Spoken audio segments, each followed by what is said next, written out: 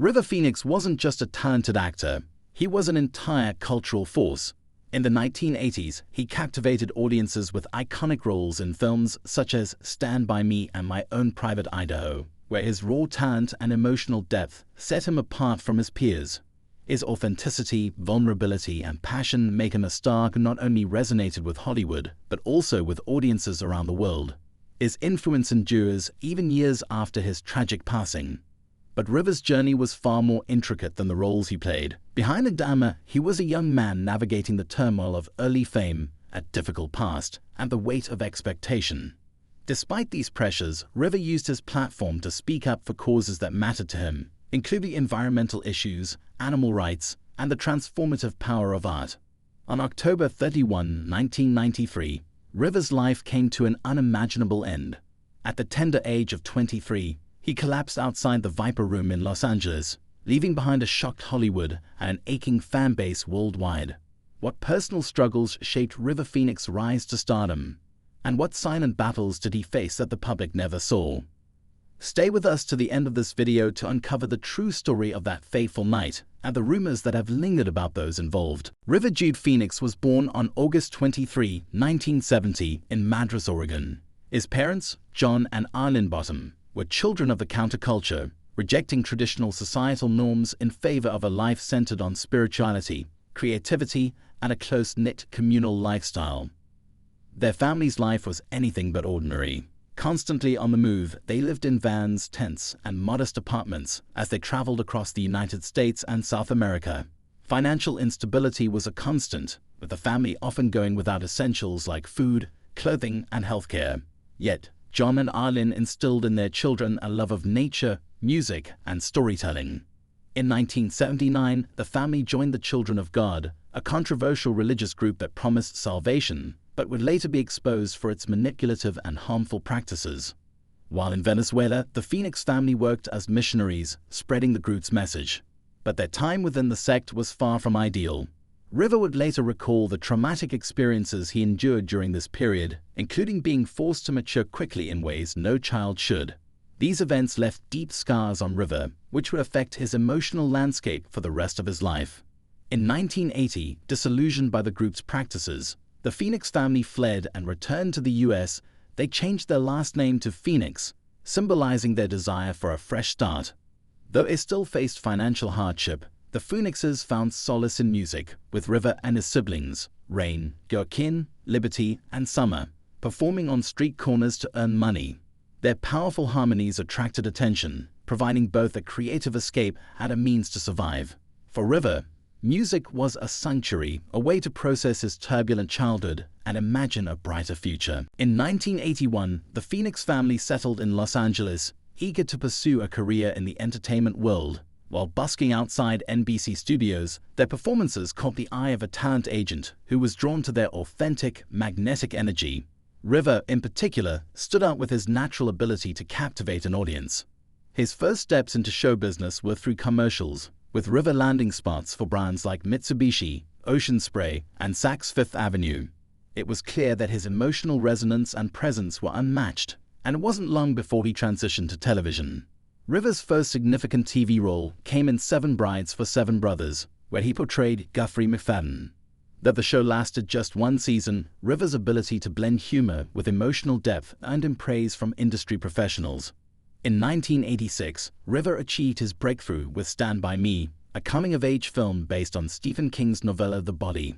His portrayal of Chris Chambers, a sensitive, introspective boy, struck a chord with viewers. Critics admired his depth and vulnerability, and the film's success rocketed him to stardom. Director Rob Reiner later revealed that River drew on his own childhood experiences to breathe authenticity into the role, impressing everyone on set with his raw talent. Following Stand By Me, River starred in The Mosquito Coast, 1986, alongside Harrison Ford. His performance was praised for its maturity, and in 1988, River earned an Academy Award nomination for his role in Running on Empty, a drama about a family on the run. At just 18 years old, River became one of the youngest actors to be nominated for an Oscar, solidifying his place as one of Hollywood's brightest stars. For River Phoenix, family wasn't just a support system, it was a defining force in his life. As the eldest of 5 siblings, he took on the role of protector and guide, particularly during the Phoenix family's most difficult years. Joaquin, River's younger brother, often credited River with influencing his career and personal values. The Phoenix family's bond was forged in hardship. Throughout their nomadic lifestyle, the siblings relied on one another for comfort and companionship. Whether they were performing music together or enduring long, cramped car rides, they formed an unbreakable connection that lasted throughout their lives. River's parents, John and Arlen, played a pivotal role in nurturing their children's creativity. John was a dreamer and storyteller, inspiring their imaginations with tales that sparked their love for art. Arlen, the backbone of the family, balanced motherhood with providing for her children. Her unwavering faith in River's talent encouraged him to pursue acting, even in the face of overwhelming odds. But as River's career skyrocketed, his family dynamics began to shift. By the time he was 10, River had become the primary breadwinner, a responsibility that weighed heavily on his young shoulders. Despite his age, he approached this challenge with remarkable maturity, often prioritizing the needs of his family over his own. He bought homes for his parents and siblings, ensuring they had a stable foundation after years of uncertainty. This sense of duty, while admirable, took a toll on River. Friends and colleagues often noted his tendency to put others first, a trait that endeared him to many but left him emotionally depleted. River's devotion to his family propelled his career, but also deepened the emotional burden he carried as a young star. As River's Hollywood career flourished, he never lost sight of his core values. Unlike many of his contemporaries, he viewed fame as an opportunity to advocate for significant change. A lifelong vegan, River was a fierce advocate for animal rights, refusing to wear leather or consume animal products. He even requested vegan options on film sets and appeared in numerous public service announcements, speaking out against the environmental and ethical issues related to factory farming. River's commitment to animal rights wasn't just professional. It was a personal mission to align his life with his ideals. River was equally passionate about the environment. In a remarkable act of philanthropy, he purchased 800 acres of endangered rainforest in Costa Rica to protect it from deforestation. He used his platform to raise awareness about the need for global conservation, often speaking at environmental rallies and urging young people to consider the long-term impact of their choices. Music remained an integral part of River's identity. Together with his sister Rain, he formed the band Aleka's Attic, blending folk, rock, and alternative styles.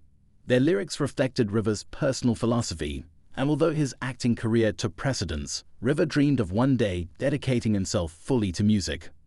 However, despite his public image as a grounded and compassionate figure, River's personal struggles were immense. The pressure of being the primary provider for his family weighed heavily on him, leaving him vulnerable to isolation and burnout. As River's fame expanded, so did the media's obsession with him. Unlike many Hollywood stars, River sought to avoid the limelight, preferring to focus on his craft and ideals. But his reluctance to embrace Hollywood's glitz only fueled the tabloids' curiosity, and stories began to swirl about his off-screen life. River's image as the Hollywood golden boy, a clean-living, socially conscious star, was frequently challenged by rumors of drug use. Though his behavior sometimes conflicted with his wholesome public persona, those close to him noted that his occasional substance use was not rooted in hedonism, but likely a reaction to the immense pressure he faced as a young man. In the early 1990s, whispers began to circulate about River's involvement with substances, with some speculating that he turned to them to cope with the emotional weight of his life. Friends later revealed that River's struggles may have stemmed from the stress of being the family's sole provider, though he did his best to keep his troubles private. The tabloids, however, seized every opportunity to exploit his struggles. One of the most significant relationships in River's life was with actress Martha Plimpton, whom he met during the filming of Running on Empty. Their relationship was deeply passionate but complicated, marked by both shared values and emotional challenges. Martha admired River's idealism, but at times his convictions were difficult to navigate. A particularly poignant moment occurred when River left a dinner date after seeing Martha order soft-shell crab. Distressed by her choice to eat an animal, he found himself overwhelmed with emotion, shedding tears outside the restaurant. This moment encapsulated River's profound sensitivity and the complexities of their relationship. River's relationships went beyond romance. In Hollywood, he was often compared to Leonardo DiCaprio, another rising star. Although their rivalry was subtle, they frequently vied for similar roles. After River's untimely death, DiCaprio spoke highly of him, describing River as a trailblazer who set new standards for authenticity in acting. River Phoenix's activism was more than just a public stance. It was woven into the very fabric of who he was. Long before environmentalism became a mainstream issue, River was at the forefront of advocating for sustainable practices and raising awareness about deforestation and its effects on indigenous communities. Perhaps one of his most notable contributions was the purchase of 800 acres of endangered rainforest in Costa Rica. River saw this as a direct way to fight against the destruction of vital ecosystems. Friends remembered his passion for the project and how he used his fame to inspire others to take responsibility for the planet's future. River's advocacy extended beyond environmentalism. His deep commitment to veganism was rooted in his compassion for all living beings, and he often spoke about the interconnectedness of animal agriculture, environmental degradation, and human health. As a spokesperson for PETA, River's work in raising awareness about animal cruelty inspired countless individuals to reconsider their own lifestyles. The tragic and sudden death of River Phoenix outside the Viper Room on October 31, 1993, remains one of Hollywood's most haunting moments. Official reports attributed his passing to a drug overdose, but the details surrounding that night have sparked numerous theories. One prevailing theory is that River's drug use wasn't a form of recreation, but a way to cope with the pressures that weighed on him. Friends speculated that the emotional strain he endured as the primary provider for his family contributed to his substance use, although he rarely spoke about his struggles.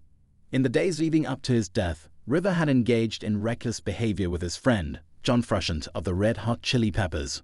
The two spent several days consuming substances and neglecting sleep, which ultimately led to the events at the Viper Room. River, accompanied by his brother Joaquin and girlfriend Samantha Mathis, arrived at the venue on the night of October 30, 1993. After feeling unwell, he declined an offer to leave and instead remained at the club. But soon, his condition worsened, and he collapsed outside, convulsing on the pavement. Joaquin, in a panic, called 911. River was rushed to the hospital, but despite efforts to save him, he was pronounced dead at 1 a.m. at just 23 years old.